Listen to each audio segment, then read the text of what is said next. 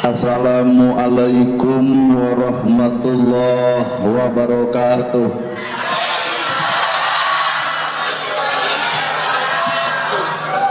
Sampurasun. Innal hamdalillah usolli wa usallimu ala Rasulillah Muhammad ibni Abdillah. Ashhadu an la ilaha illallah wahdahu la syarikalah wa ashhadu anna Muhammadan abduhu wa rasuluh alladzi la nabiyya ba'dah. Bismillah pangeluk catur pamuka carita nu ngaguligah dina manah nu ngaguruh dina qalbu tumaretes kana hate tumali kana jajantung ati diwuwuh ku alhamdulillah nu jadi panondung rambu nu pajajat dina angen nyapukeun ria jeung sum'ah nu pasolengkrah dina manah nyingkahkeun rasa calutak minculak nalaktak istren panastren dudupak sangrurumpak iri dengki nu kumaki dina ati sanubari dipiri kudua kalimat syahadat lir janji sumpah hamulan calin cilun cap mulang udar tina tali gadang cidra tina subaya muarek ngijing sila mengkok senembah sejah husu nuturkeun galur ti rasul nincak lacak aturan Allah subhanahu wa ta'ala. Puji kagungan Gusti nu maha suci anu hayatna abadi Allah Rabbul Ijati. Puja kagungan nu maha kawasa nu nyiptakeun alam dunia sarta eusina manusia nibankeun ka urang sadaya agama nu sampurna tur paripurna. Nyatana al-Islam nu ku urang dipika cinta. Runtuy syukur anu masyhur kagungan Allah Rabbun Ghafur. Maha ngatur dihanap niwah di luhur mikanya kajalma jujur sarta nyarek hirup takabur. Salawat kali salamna Allah mugiang macor ngagolontor kajungjunan urang sadaya contoheun urang sadaya kiblat hirup urang sadaya nyatana Kangjeng Nabi Muhammad sallallahu alaihi wasallam.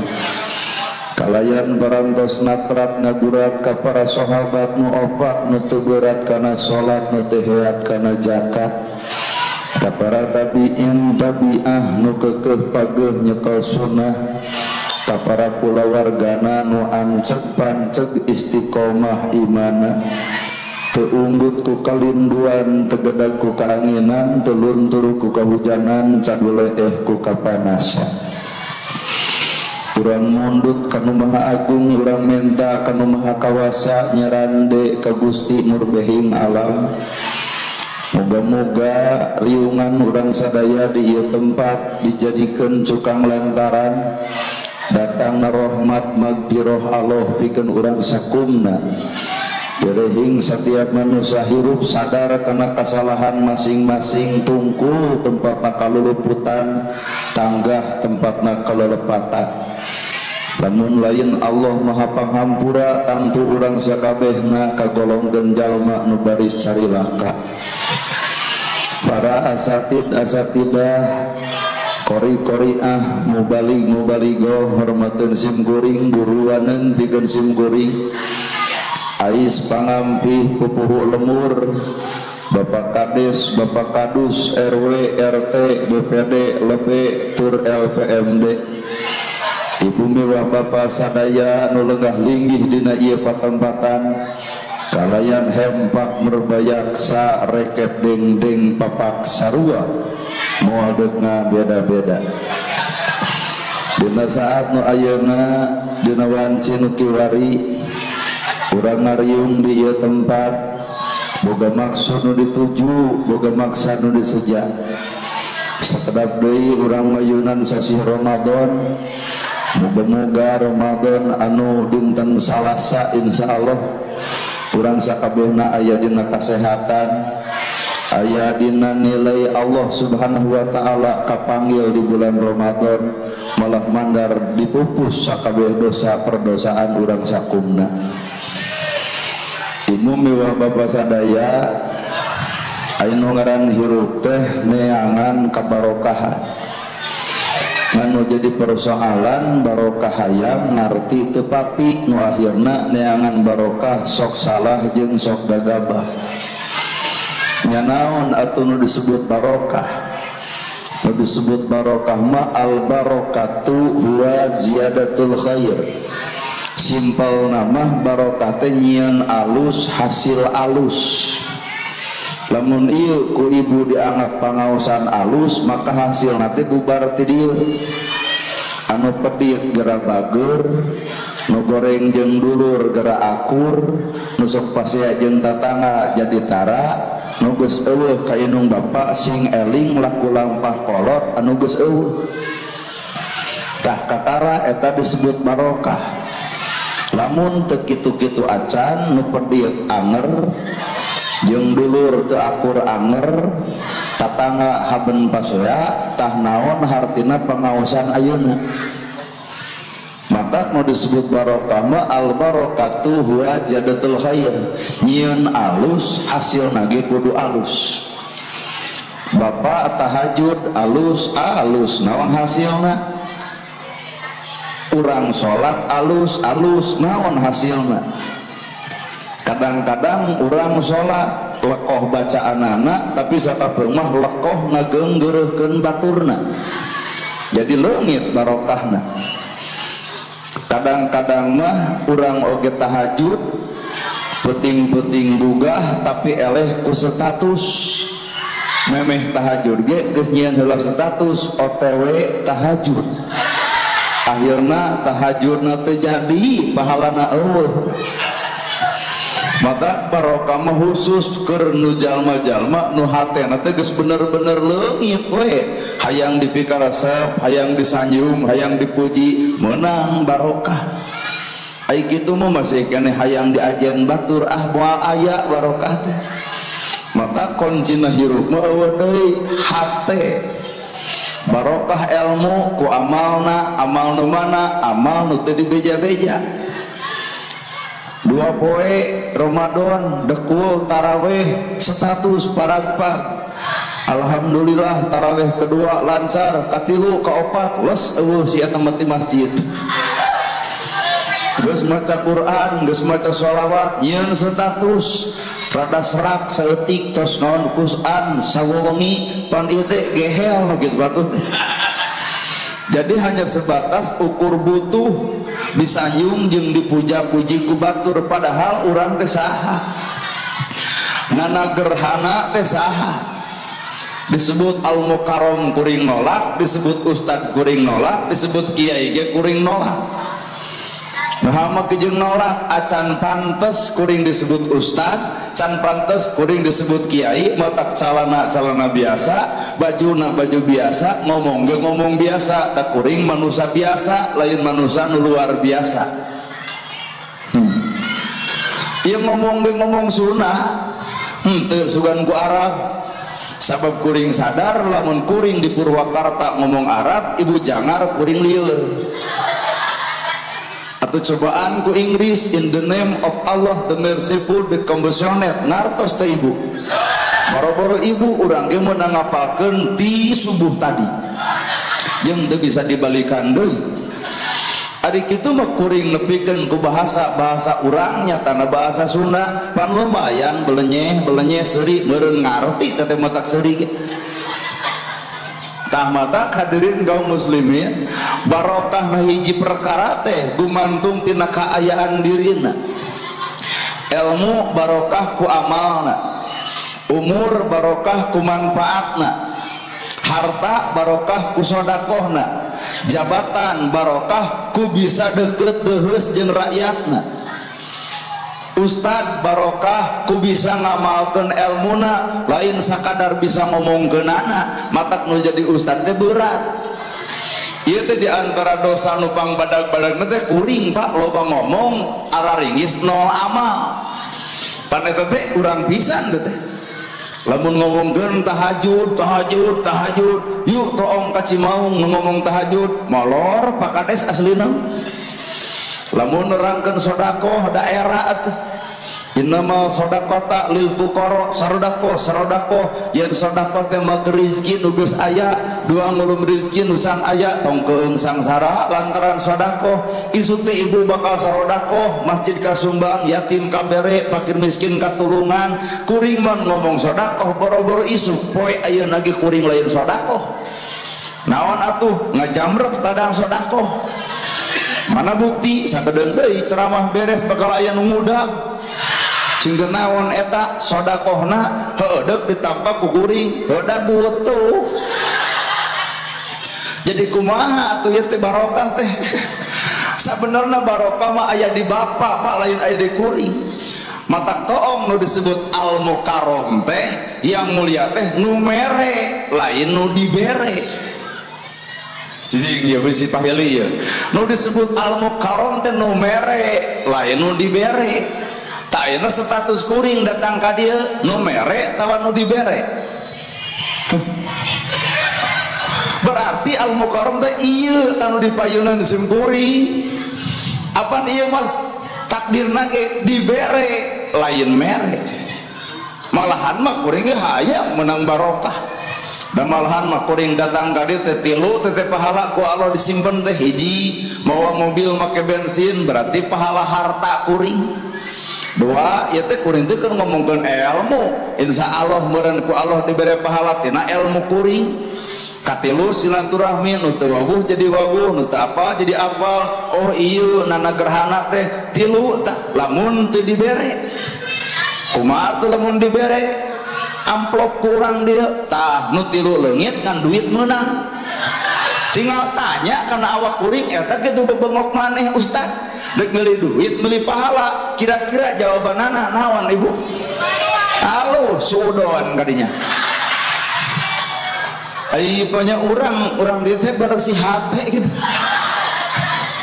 ai bete curigaan gitu eta gitu jawaban ustad kira-kira naon akur jeung ibu berarti hati kuring teh lain hati nabi pak matak tong disanjung-sanjung tong dipuja-puja tong dipuji-puji kuring nana gerhana manusia biasa lain manusia luar biasa urang bapak lalakon hirup mun ibu hayang menang barokah tina ilmu amalkeun geuning kanyataan mah kabeh ge arapal ilmu tahajud geuning unggal peuting hees wae kabeh ge arapal ilmu sedekah tapi naha yatim miskin diarantep wae kabeh ge arapal ilmu jeung dulur kudu akur jeung tatangga tong pasea tapi sakapeung kamari beda pilihan ge gurger wae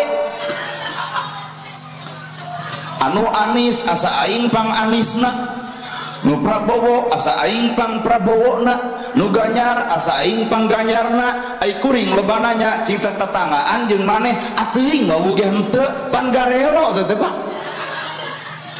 ayeuna geus muncul anu meunangna saha nu didukung ku Kang Deddy Mulyadi Prabowo Subianto heuh urang mah rakyat miluan we deuk sasaha ge mangsa bodoh da anger tahlil mah jeung tatangga gerasok ayeuna Prabowo telepon bapak gitu Pak Presiden di sini ada yang meninggal hoyong dipang tahlilkeun pasti jawabanana sorry ye Ustad dirinya ge aya keneh jauh-jauh kudu neang di Jakarta matakeun era politik mana geus ayeuna mah hijikeun deui kuatkeun deui urang dulur jeung dulur tatangga jeung tatangga kakara barokah hirup geus ayeuna mah nu pihak Anies wayahna kudu nampak nu Ganyar wayahna kudu narima nu pemenang heukeun bae entong nepak dada naon sababna 5 tahun ke hareup tugas kerenunguan negara Indonesia kudu maju jaya jeung abadi well tah aduh mata politik nu hade mah Pak Kades demi Allah politik rakyat leutik polos ya tan rakyat leutik mah polos ditanya Bu naha make jeung milih Anies Baswedan hayang jiga Jakarta ari ibu di mana di Purwakarta cing teh Bu nah Prabowo karunya 3 kali eleh wae politik rakyat cing teh ibu nah Ganyar Pranowo dewasa jeung koloteun naon alesanana huisan kabeh mata geus beres teh da rakyat mah adem ayem tapi nu di luhur Pak nu eleh encan narima kunaon sababna boga kepentingan khusus rakyat mah teu penting-penting amat. Kamari geuning aya nu ngolo ka ibunya beas 2 kilo duit 100.000 minyak geuning saparapat ditarima ditampa ari palabah nyoblos bingung da poho deui nu mere kurumuy teh si Komeng nah jadi si Komeng nu meunang Pak kaci da si Komeng teu make modal meunang peda make foto keur kieu ayeuna teh ibu teh ngadorakakeun batur beas nu ditampa minyak nu ditarima duit nu ditampa jadi henteu pan rumah sakit Cisarua pinuh kahanap make korol partai kaluhur make baligo haben we coblos aduh cing teh ieu aya rakyat ayeuna geuning palalintar duit dicokot nyoblos ka nu sejen atuh abdi teh miluan hari teh di ditu teh da cing teh ulah dosa deui garwe miluan tukang coblos ai teh ditewak sajam dikerem di rumah sakit diangkat nu gelo duaan. Timbul pertanyaan kunaon make jeung kitu lantaran melaan kahayang padahal nu ngaran takdir teu bisa hayang teu bisa embung ngaran takdir itu teu bisa hayang teu bisa embung loba jelema hayang tapi teu jadi stres loba jelema embung tapi jadi narimakeun matak barokah tina perkara kahirupan teh entong aya kahayang jeung tong nolak embung da jelema nu loba teuing kahayang mah bisi teu kahontal akhirna bingung gedongna heueuh sigrong mobilna heueuh mewah sawana heueuh lega ngan kabeh sertifikat di bank akhirna teu beunang kesenangan saeutik-eutik acan nu sangsara teu hayang unyam inyem naha eueuh tanon keur mayar ieu barokah malur imah butut hees tibra dahar jeung hulu peda mirasa awak jag-jag udud teu eureun teu boga panyakit paru-paru saeutik-eutik acan ternyata penyakit terjadi lain karena dahareun tapi penyakit terjadi karena siksik melikna hate batur nyeun gedong panas tiris batur meuli sawah pratug angen batur meuli mobil blus ka rumah sakit batur nyeun pila paeh si eta matak datang na Ramadan teh kudu bersih heula hate lur nah kuncina bersih hate sabab jelema nu bersih hate mah hampura bakal kabikeun ku Allah dipilih ku Gusti Allah sabab Nabi Muhammad ge kunaon nabi dipilih jadi nabi lantaran nabi milih pilihan Allah simpel hirup hayang sukses mah enteng kunaon Kang Dedi mulia dijadi karena Kang Dedi loba milih kahayang Allah katimbang kahayang dirina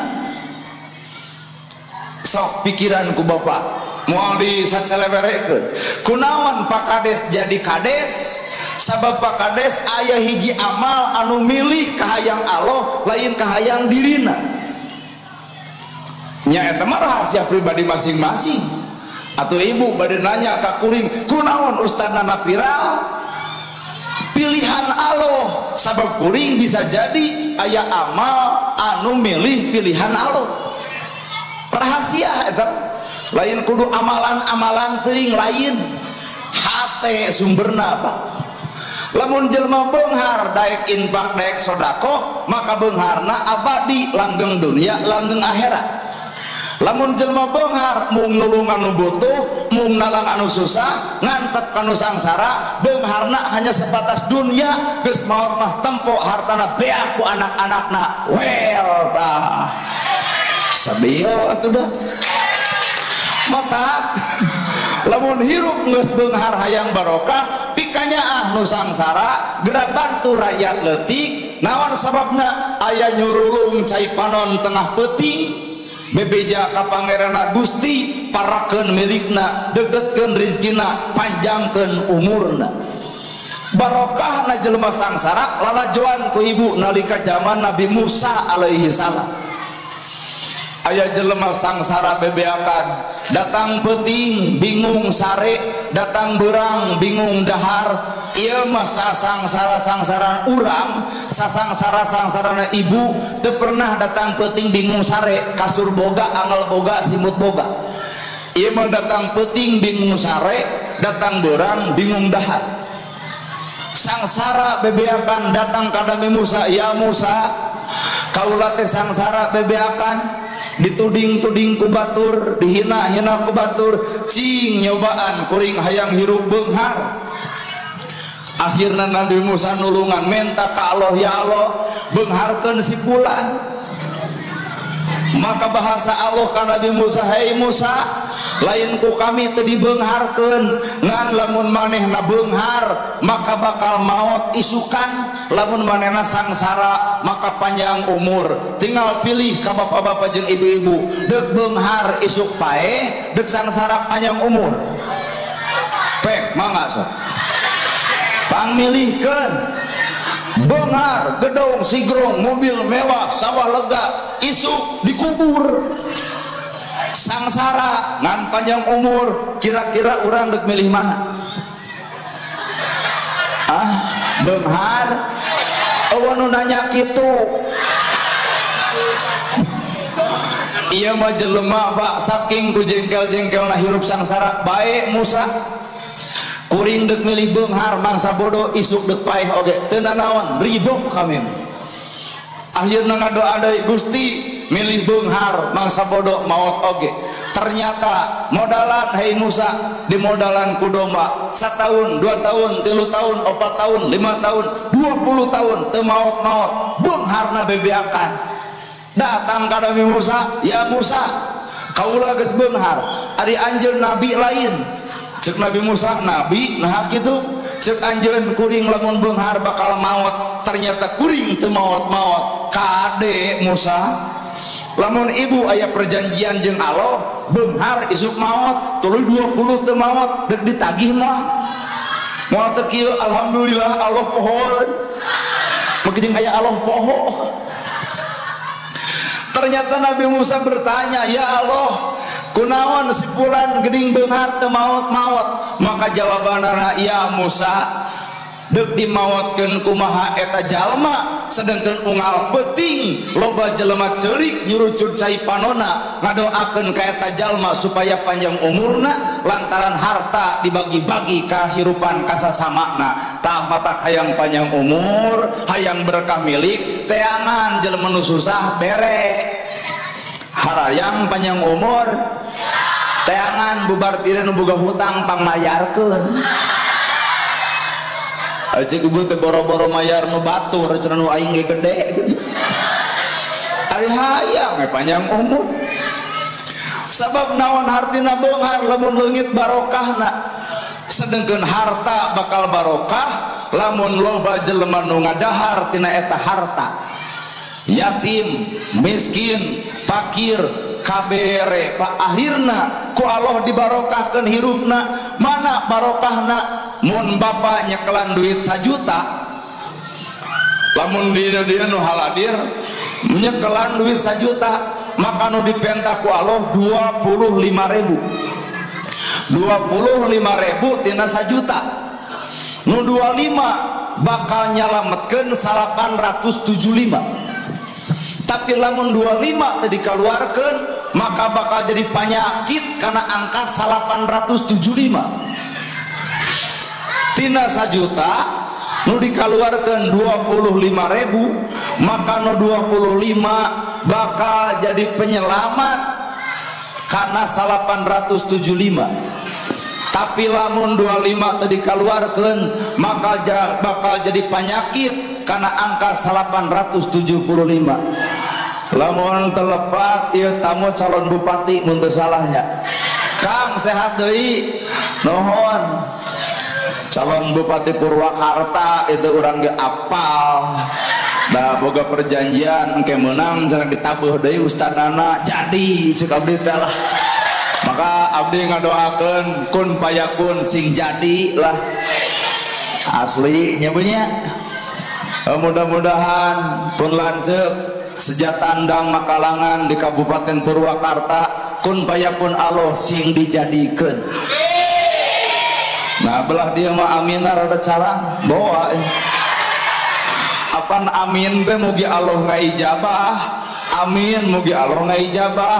Allah mah bakal ngaijabah, ngan ijabah oge ku bapak ibu. Kumaha carana engke teang coblos hapen amin-aminan aya nyoblos kanu lain teh jadi oh hujan banyak padahal kaluhur ya Pak teu sabiasa.